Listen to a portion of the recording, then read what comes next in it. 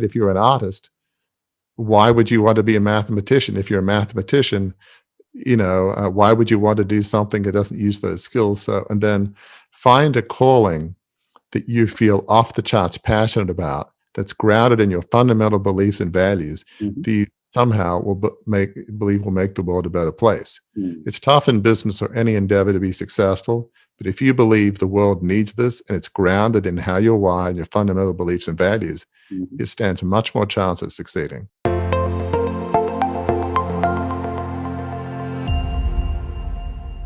Welcome to another episode of The Brand Called You, a podcast and podcast show that brings you leadership lessons, knowledge, experience, and wisdom from hundreds of successful individuals from around the world. If you're new to our channel, please consider subscribing to it and hit the bell icon so that you never miss an update. I am your host, Ashutosh Garg, and today I'm privileged to be in conversation with a very, very successful entrepreneur from the US, Warwick Fairfax. Warwick, welcome to the show. Thanks, Ash. Thank you for having me. Thank you. Warwick is the founder of Crucible Leadership. He's been hailed by Forbes as offering compelling insights for anyone who would like to wake up feeling inspired by their work but doesn't. And that happens to lots of people, lots of times.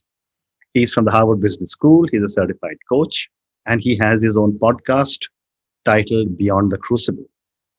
So, Warwick, let's talk a little bit about your early journey. And I was reading about you.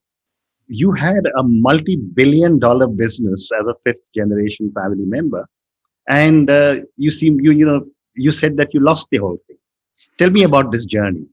Yeah, it's quite the journey. So I'm from Australia, which is a pretty young country, but yeah, I grew up in a 150-year-old family media business that was very large, had newspapers, TV, radio, magazines, Mhm. and I prepared myself my whole life to go into it. Did my undergrad at Oxford, like some other family members, worked on Wall Street, went to Harvard Business School, and I came back at age 26. And in my youth and naivety and idealism, when you're young, you tend to feel like you kind of know everything, Mhm. believe it or not. And sometimes you do, and sometimes you don't. Mhm. And so I launched this $2.25 billion takeover, ostensibly because I felt like the company wasn't being managed well and run along the ideals of the founders. So it pretty much went wrong from the start. Other family members sold out. We had too much debt.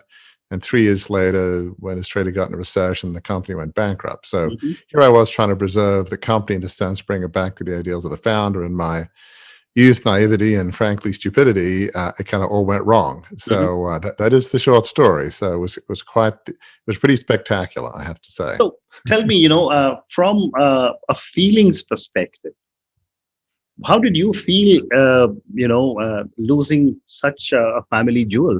And what were some of your learnings?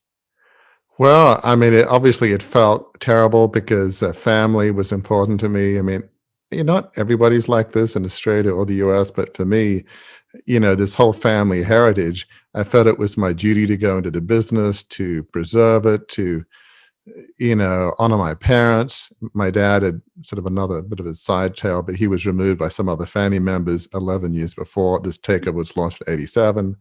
So there was a sense of, a good man not fairly treated. And so when it's your dad and, all these emotions. So I felt like I let my dad down, my ancestors down, hurt family feelings. Yes, I lost, in theory, I suppose, billions, but we weren't on the street, but money has never been a huge driver for me, but it was a sense of there was this birthright and I destroyed. And Mhm. um, yeah, it was brutal in terms of self-respect. It was sort of decimated on a lot of levels. Mhm. In terms of your other question about learnings, I guess the biggest one is you can't inherit a vision. I mean, the company was founded by a person of great faith, my great-great-grandfather, John Fairfax. I'm a person of faith. And he had this notion that he wanted to have a newspaper that, um, you know, uh, sort of was a voice for the young colony of Australia back in the 1800s. He treated his employees well. I mean, it was founded by as good a businessman of faith that I know. So it was a very honorable vision. I mean, what's wrong with having a newspaper that Correct. doesn't try to be partisan and tries to be a service to the community? A noble vision, it wasn't mine. I'm a bit more of a reflective advisor. I'm not a media tycoon type. So that was the biggest lesson. It was a noble vision, Mhm, but it wasn't my vision, and I wasn't cut out to be in it. So mhm. beware of pursuing a noble vision that's not yours, that you're not equipped to fulfill, because you will almost certainly fail. But tell me, as a fifth generation, person coming into a large family business, how do you expect to change the entire vision? I mean, Well, yeah, I mean, you can't really. It was not. It was more to, and whether it needed to be done. I mean, I felt like management was making some poor decisions and mhm, a lot of things going on. So it was more to bring it back to the founder and my dad before he was old. He was in his 80s when I launched the takeover soon after he died.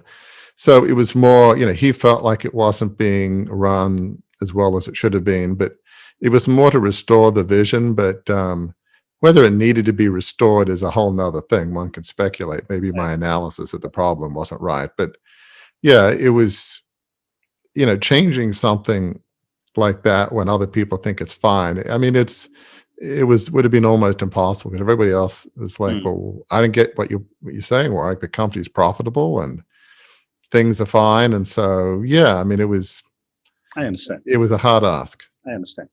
And you also state when I was reading about you that one of my biggest mistakes was trying to be who others wanted me to be. Right. The question to you is that how do you overcome strong parents or strong lineage? Well, it's very hard, especially when there are expectations. And my mother was a very strong-willed person. My father, a bit more shy, introverted, but he was strong-willed. And if I hadn't gone into the family business, it would have devastated them. It would Mm, have felt like betrayal. And since I loved them both, there's no way. The only way I could have gotten out of that family business was the way it happened, mm, going bankrupt. I would have. It's my duty. I mean, I felt like what I wanted to do was irrelevant. Also about duty, mm, honoring my family. It was just impossible. So I think really it's tough. You have to have tough conversations with your family, saying, "Look, I love you, mom, dad, grandma, grandpa, but this isn't for me. I'm not being true to myself, my own skills, and I want to do something else." Now, interesting. if you have parents that really love you, it will be family first, business Mm, second. So part of it's on the parents. mm, You might want to preserve the dynasty, but what's more important, preserving the relationship mm. or the dynasty? So long as your son or daughter is happy and doing what they love, isn't that more important? Correct. So it's on kind of both the parents, put your relationship before the business would be one way of looking at it. Amazing. So, born with a silver spoon, lost everything. How did you gather the strength to pivot and restart life in the US? Well, I think faith has always been important to me. So I had to rethink my faith because the founder was a person of faith. I was a person of faith. I felt like, oh, it must be God's plan to kind of restore the company and the ideals of the founder. And obviously, Mhm, understanding whatever religious or philosophical heritage you have, understanding what the creator's plan is fraught with danger. I mean, who mhm, knows? So I think part of, and from my faith perspective, it was God loves me unconditionally, and so He didn't need my stuff or achievements. It's not. So that was a cornerstone, and also my wife's American, who I met in Australia, and just her unconditional love. She didn't. I mean, we weren't on the streets or anything. We were mhm. fine. It just, Yeah, a few $1 billion, less wealthy. But and then, other than family, my wife and my kids, finding something I could do and frankly not screw up, something that I actually was talented at. So all of those three things, my faith, my family, and finding something I could do well, they were all building blocks to recover my self-esteem. But it wasn't like overnight, it was mm, years. So yeah, long interesting. road. And then you came to the US and you started Crucible Leadership. Tell me about this venture. So basically, Crucible Leadership is all about people helping people recover from failure and setbacks, which obviously I understand at least the failure part, and kind of living what we call a life of significance, which means a life on purpose dedicated to serving others, because it's our proposition Mhm, that joy and fulfillment comes through living a life on purpose, however you define it, and serving others. So that was really, that's sort of the vision and where it grew out of. We go to a church in Maryland, and the pastor asked me to give a talk on what I went through and maybe some lessons learned. And when I found somehow that what I was talking about helped others, it's like, how could there weren't any other failed media moguls in the congregation that I know of. Mm-hmm. But somehow when you're vulnerable, you talk about how you bounce back from failure and setbacks. Everybody, even young people, they either have gone through a failure or setback, or if they haven't yet, they will. So how do you bounce back? How do you not let your worst moment define your life? So that's kind of what we're about. Fascinating. And you also mentioned what I mentioned right at the beginning. You offer compelling insights for anyone who would like to wake up feeling inspired by their work but doesn't. Tell me more, and if possible, give me an example. Yeah, I mean, it's really, your worst day doesn't define you. You can live a life significant to life on purpose, dedicated to serving others. So we have a podcast, Beyond the Crucible. We've interviewed over 50 people from every part of the world, gender, race, every kind of setback and failure you can imagine. Well, one business guy I can think of, Hank McLarty, he was in finance. He was earning 7 figures by the time he was 30. So for most people in the business world, you're doing pretty well. Mm-hmm.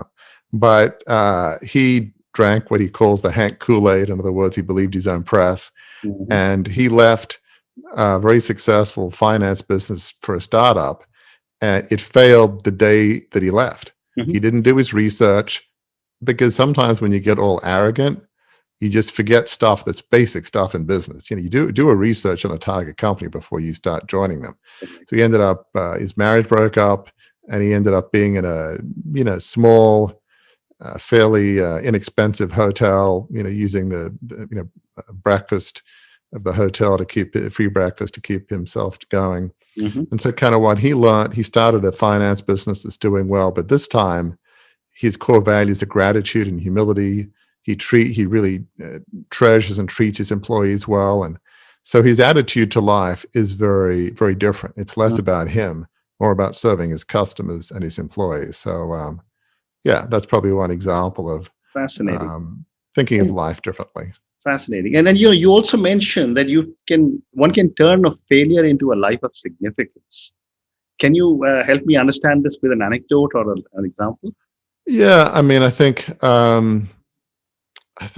maybe in my case, sometimes your purpose in life can come from the ashes of your own crucible. Mm-hmm. So in my case, I wrote a book and now have blog, social media, podcast, Mm-hmm. all about how to live a life of significance, how to find your true calling. Well, that all came out of my experience. So sometimes out of tragedy can come your gift to the world. Another example, former Navy SEAL David Charbonnet, he was injured in a parachuting training accident, became a quadriplegic. His whole purpose in life was gone. He was a very physically fit young man. This happened in his 20s. But through the rehab clinic in San Diego, California, he ended up, finding his purpose, and now he's the executive director there. So that's sort of another example of, out of his pain, which nobody would wish on anybody, he has found a purpose to help other veterans. So yeah. Incredible. So let's talk a little bit about the crucible moment or the crucible process.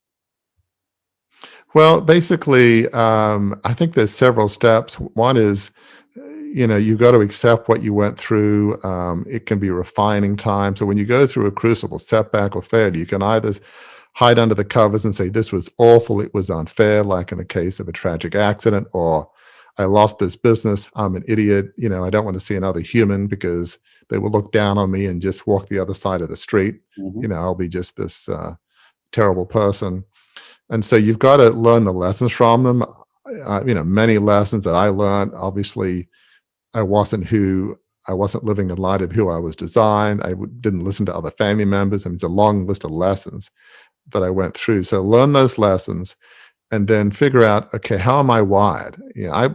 Whatever religious or philosophical tradition, I believe we're designed a certain way. And if you're designed, whether it's artistic or mathematical, Mm-hmm. live in light of that design, right? If you're an artist, why would you want to be a mathematician? If you're a mathematician, why would you want to do something that doesn't use those skills? So, and then find a calling that you feel off the charts passionate about, that's grounded in your fundamental beliefs and values, Mhm. that you somehow will believe will make the world a better place. Mm. It's tough in business or any endeavor to be successful, but if you believe the world needs this and it's grounded in how you're wired, your fundamental beliefs and values, Mhm. it stands a much more chance of succeeding.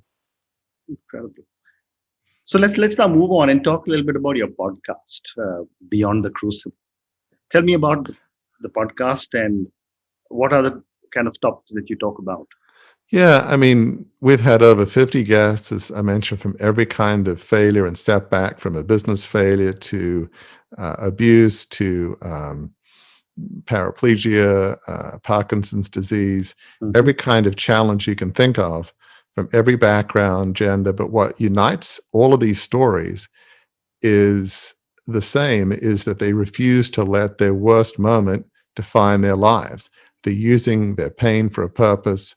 They're thinking of others. And that seems to be the secret across all ages, genders, backgrounds, is just not hiding under the covers, waiting for the next 40, 50 years of your life to go away before it all ends. That's Mhm. an option. The Correct. better option is to learn the lessons of what you went through Mm. and use your pain in service of others. It's a universal way to at least maybe not get physical healing, but some degree of emotional and spiritual healing. That's true of all of the guests we've had on. Amazing. So, a question that is often asked from me, and I'm going to ask you the same question, is what goes into making a successful podcast? The successful podcast. Well, I don't know that I'm the expert, but I would say you want to have interesting guests, and you want to be open and vulnerable. I'm all about authenticity. I try to be that myself, but you want to have, I think this is what you do, Ash. I mean, real people with real stories that people will be interested in. So in that sense, it's similar is you want to have people that are authentic and vulnerable who are sharing their own lessons. Doesn't mean it's true for everybody, but it's their perspective, their truth, their lessons. And hopefully something will resonate with the folks that are listening saying, huh, that makes sense. I learned something today. So I Fascinating. think that's part of what you want, authentic, vulnerable people who have something to offer. Correct. Well said. Well said. So let me now move to the last segment of our conversation, Warwick. A few questions for you personally. What would you say are three key milestones in your life or your career? The And first one, yeah, we won't talk about the $1 billion company. well, yeah. I mean, obviously, the one was the launch and the loss, the launch of the takeover and the loss of that Mhm. was huge. It changed the direction of my life. The second was meeting my wife, who's American, who I met in Mhm. 1989, and we got 88, and we got married in 89. So we've been married over 30 years. Having a partner in life who loves you unconditionally, uh, that's a gift. Mhm. And kids. I mean, because of COVID, I've sort of three kids in their 20s. One just turned 30 who are actually living with us, which is Mhm. very unusual in America. But Yeah. with COVID, it just worked out that way, and we love having them. And really, the third is sort of launching Crucible Leadership, is that sense of using my pain for a purpose. There is a healing component when you feel like you're making meaning out of tragedy. And Mhm. again, that's another universal thing that everybody we've interviewed on the podcast. Mhm. It doesn't make the pain go away, but giving meaning to things does help. So that was a huge milestone too. Fabulous. Fabulous. And you mentioned a little while ago that you didn't want to believe or you didn't want to take someone else's vision. Yeah. But I want to talk to you about values and Yes. the fact that you pivoted so beautifully and landed on your feet and have reestablished yourself in a new country. What are some of the core values you believe I think obviously grounded in my faith, but in terms of the values, it would be humility and integrity. in? Hmm. I mean, I grew up in a large family business, and it's funny, Australia as a society is very egalitarian. Hmm. And so, if you're wealthy, tend not to get a whole lot of credit on the playground. It's like, oh, you think you're better than us just because, you're wealthy. And I'd say, no, I don't. I've never had that attitude. Hmm. I'm no better or worse than any other human being on the planet. So, you know, humility is really, if you start believing that you're better than other people, you're set for a fall. There's always somebody going to be better, quicker, faster than you. So um, being the greatest of all time, which we wrote a blog on recently, that's a tough ask. There'll always be somebody that'll beat your record, no matter what it is. So humility, and then integrity, which basically is do what you say you're going to do, tell the truth as far as you can, live a life that's in accordance with your values. So those, humility and integrity, are probably my two cornerstone values. Amazing. And a follow-on question from there is, as you look back at your absolutely incredible journey and from where you stand today, what does success mean to Warwick? We talk a lot about success and significance. To me, success is leaving a legacy that you and your family can be proud of. So let's say, you're somehow magically able to see your own funeral and eulogy. Do you want people saying, oh, so-and-so made billions of dollars? Is that what it's about? Very few sane people will say that's what they want their legacy. Maybe they want to say, I love dad or mom. They had a good relationship. They were people of integrity. They were people of compassion. So live your legacy today. And for me, success is living in light of that, is living a legacy today that you can be proud of. Very few people intentionally live outside of their values, but they do because they're not thinking about it. So, just imagine what your funeral is going to be, and you want people to be proud of you.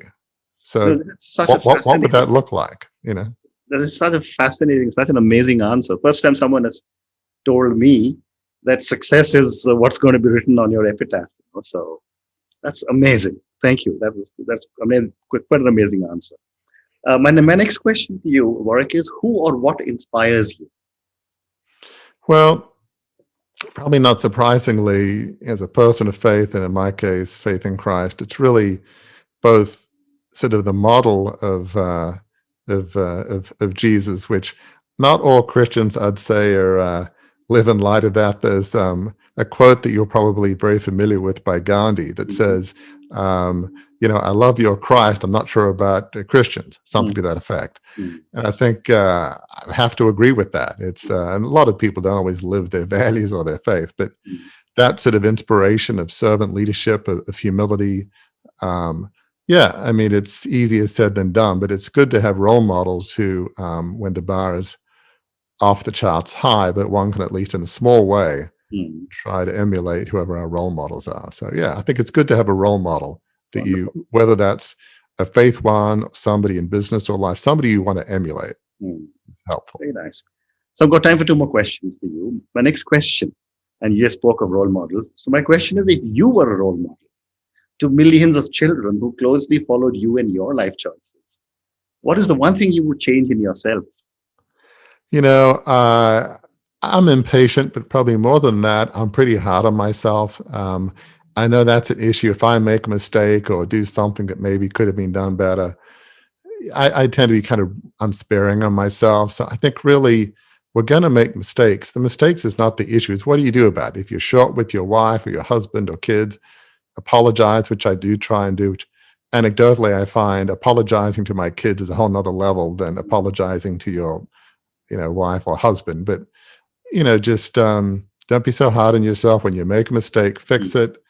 We're not defined, if your sense of self-worth is about being perfect and not making mistakes, you're going to be in trouble because we're all going to make mistakes. So basically, I think we all need to cut ourselves a bit of slack. Doesn't mean don't make up for the messes you cause, but you can't just brutally be hard on yourself every time you fall short, because we're all going to fall short. So give yourself a bit of slack. Very interesting. I suppose would be the message. And my last question to you, Warwick, is on failure. I mean, from the part of the world that I come from, which is South Asia or Asia, parents don't teach children it's okay to fail.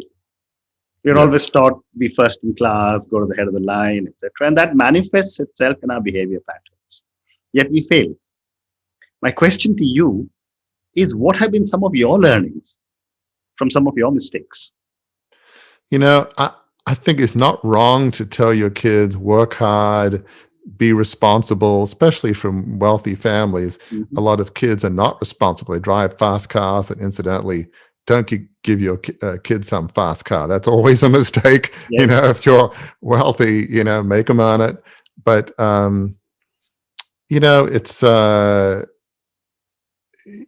it's okay to fail. I mean, most serial entrepreneurs have failed multiple times before they've found their success.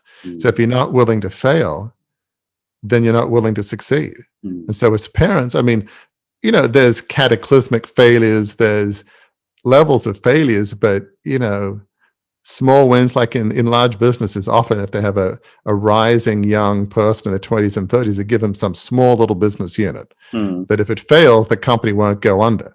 But if they succeed, okay, they give them little small places where they can, see how they do. So it's okay to want your kids to do well, but when they fail, say, you know what, you tried hard. What lessons did you learn? Mm. What will you do better next time? But also give them the idea that your love for them, and this is key, certainly in a lot of cultures, your love for them does not depend on their success. Mm. If they feel that your love is conditional, your relationship with them is going to be fractured. So you wanting them to do well is fine. When they fail, if you tell them, look, I'll love you no matter what. I love you right or wrong. My love for you does not depend on your success. Mm.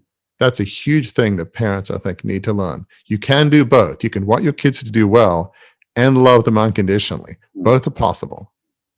What a great answer. Warwick, thank you so much. It's been such a pleasure speaking to you. I mean, thank you for sharing such an amazing journey you have had. And I just loved your definition of success. Thank you again, and good luck. Thanks so much, Ash. Wonderful to be here. Thank you.